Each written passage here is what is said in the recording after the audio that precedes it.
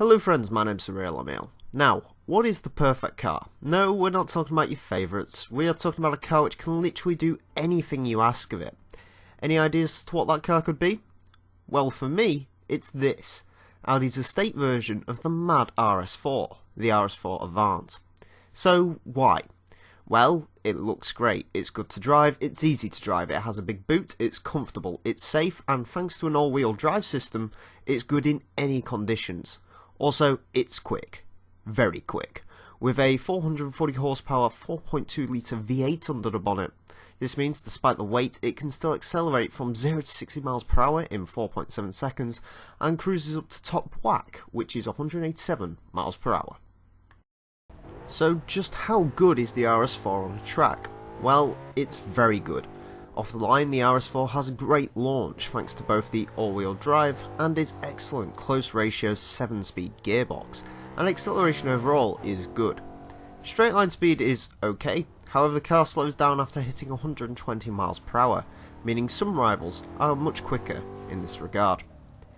Onto the twisty stuff, and the RS4 shines here. Most all-wheel drive cars will understeer through corners, while the RS4 can through lower speed corners. For the most part it's spot on, with fantastic grip on both the front and rear of the vehicle.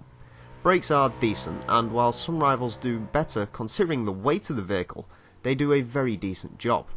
So now let's head over to our track and see how the RS4 competes. Onto the track now, and the RS4 could be a very interesting vehicle here. You see, it's got the great handling and the great launch and acceleration. However, overall top speed isn't particularly good, and that's one of the things you kind of need around the Top Gear track, so it'll be interesting to see what sort of time this vehicle can set. Through the first corner, everything looks relatively composed, of course that four-wheel drive system earning its dividends there.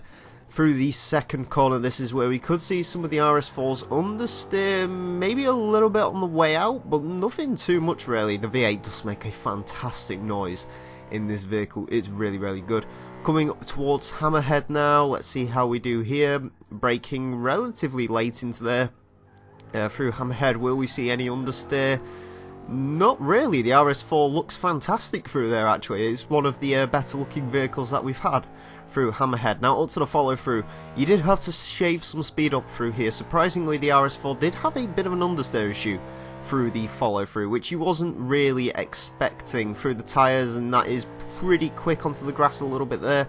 Coming towards the second to last corner, braking relatively late into there as well.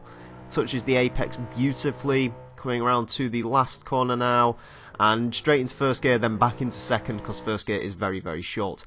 Anyways, the actual time itself, it goes into 86 with a 121.048, which is very quick. It beats out the Mercedes C63S, a BMW M5, BMW M4, Lexus RCF. It beats the original Audi RS4.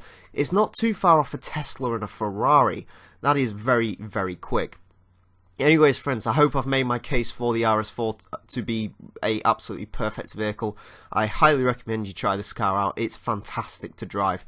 Anyways friends, I want to thank you all very much for watching. My name's been the Real Emile, and until next time, farewell.